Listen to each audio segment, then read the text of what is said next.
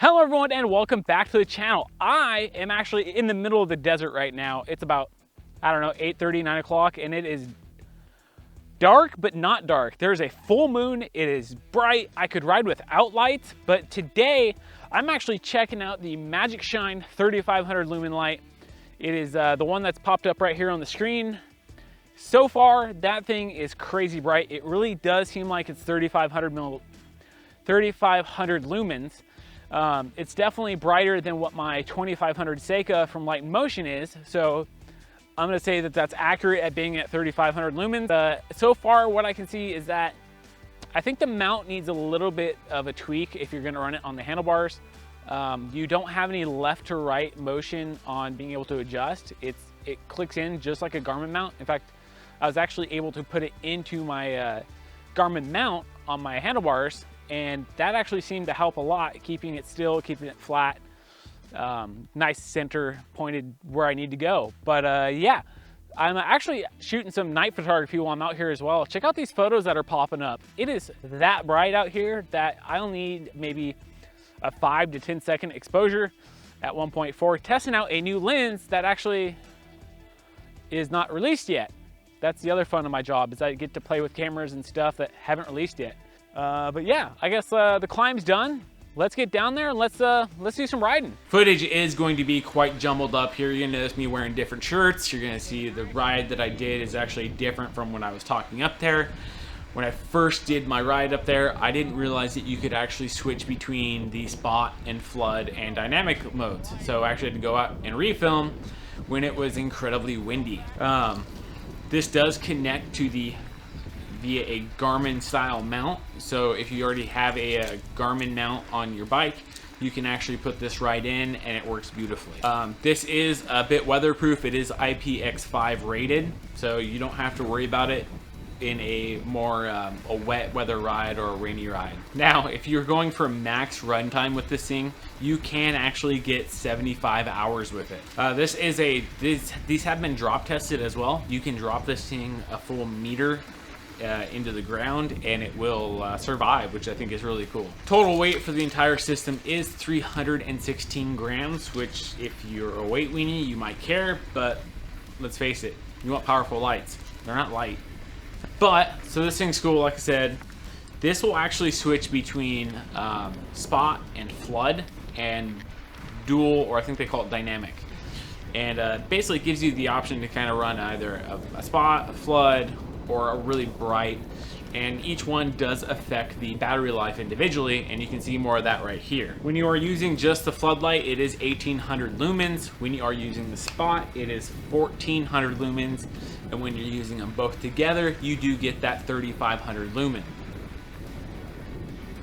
All right, so check it out. This is the MagicShine Monteer 3500S light. And this thing is actually really cool. It's really bright.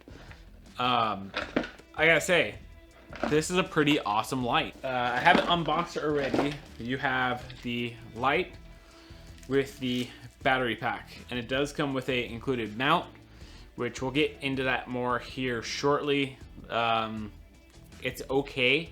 I think there's definitely a better mount out there. All right, so check this out. This is actually the mount for the MagicShine light. It's a really interesting design. So on the top you have a Garmin mount, which is quite cool. So you have this guy, it comes in and it latches in like that, and that goes around your bars. Let's put this on. So this is the little Allen I was talking about here. This is what determines how tight or loose it is. You want to make sure you put it more towards the center as possible, because if you are more off to the right or the left, there is no left to right adjustment on this, and that can be a problem. And you can get pretty tight with it just because the way that the design is.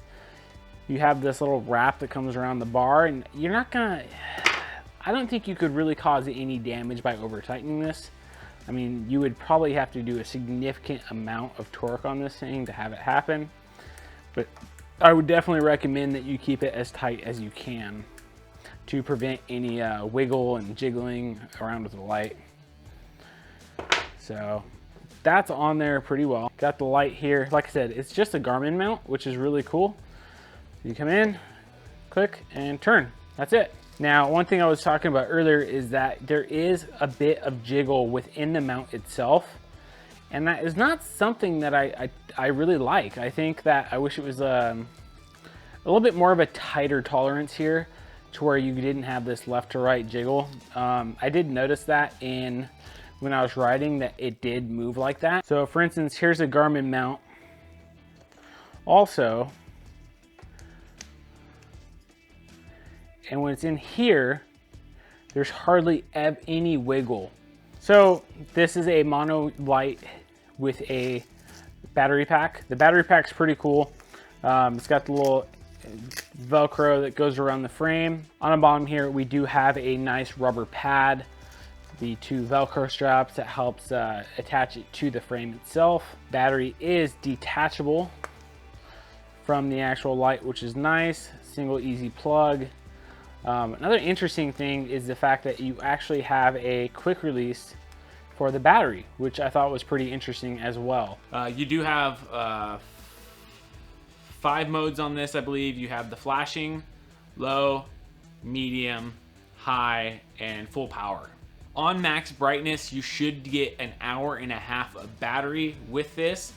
I haven't tested that. I'm gonna go ahead and take their word for it, considering that this is a 10,000 milliamp battery that you have here. There is a LED indicator on how your battery life is doing via the top here. You can see we are green. That means we have plenty of battery going on right now. Green will give you between 21 to 100% battery life. It'll go red for 6 to 20%, and then it'll flash red when you're below 5%. So like I was saying earlier, this is dynamic, so we can see all five lights are on right now. Double tap. Now we just have the bottom. Double tap again, and we have just the top 3 again. Now they're all on again. As you can see here, I think I've already talked about this, but what's really cool is you actually can charge your phone or any other devices via the included USB-A port. There is another way to check your battery life as well on the back here. All right, so overall, I gotta say the light was incredibly bright. I really enjoyed having it on the night ride.